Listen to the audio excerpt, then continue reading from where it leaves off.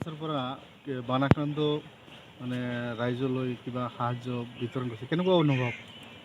আজি তাৰমানে আমি লুইতপৰীয়া মহাবিদ্যালয়ৰ অধীনৰ প্ৰায় 40-50জন NSS স্বেচ্ছাসেৱক আমি ধৰ্মপুৰ গাঁও পঞ্চায়তৰ অন্তৰ্গত চোফাৰঝাৰ গাঁৱলৈ গৈছিলোঁ। তাত যথেষ্ট পৰিমাণ মানুহ বানাক্ৰান্ত হৈছে। মানুহৰ থাকিবলৈ ঠাই নাই, ওখ ভেটি নাই, গৰু ছাগলীবিলাকৰো বিৰাট দুৰ্দশা হৈছে।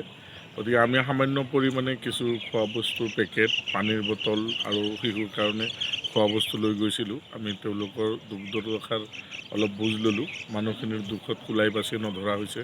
চৰকাৰী শাসনযন্ত্ৰৰ কোনো কাণসাৰ নাই।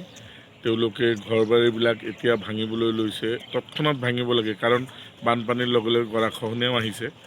গতিকে সেই হিচাপে আমি খবৰ পোৱা মাত্ৰকে আমাৰ NSS ভলেণ্টিয়াৰসকল আৰু আমাৰ মহাবিদ্যালয়ৰ অধ্যক্ষ ডক্টৰ জছিমউদ্দিন আহমেদৰ লগত লৈ আমি গৈছিলোঁ। যিমান পাৰোঁ আমি মানুহখিনিক সাহায্য কৰিছোঁ। খোৱা বস্তুৰ উপৰিও তেওঁলোকৰ ঘৰ বাৰীসমূহ আঁতৰোৱাৰ কাৰণে আমাৰ NSS ভলেণ্টিয়াৰে শ্ৰমদানো কৰিছে, তেওঁলোকৰ লগত কাম কাজো কৰিছে।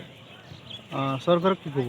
চৰকাৰক অনুৰোধ জনাম যে তৎক্ষণাত যাতে বৰপেটা জিলাৰ জিলা উপায়ুক্ত বা মন্দিয়াৰ আমাৰ চক্ৰ বিষয়াই তৎক্ষণাত মানুহখিনি কিবা ব্যৱস্থা নল'লে মানুহখিনি বহুত কষ্ট হ'ব। তেওঁলোকৰ খাবলৈ নোহোৱা হৈছে, খোৱা বস্তু বানপানীৰ নাই। শেষত কিজানি মহামাৰী হোৱাৰ সম্ভাৱনা থাকিব হয়, পাৰে। তৎক্ষণাত তাতে তাৰমানে মেডিকেল টিম বা চিকিৎসাজনিত যদি দল এটা পঠোৱা নহয়, তেতিয়াহ'লে তাৰ পৰা মহামাৰী হোৱাৰ যথেষ্ট সম্ভাৱনা আছে।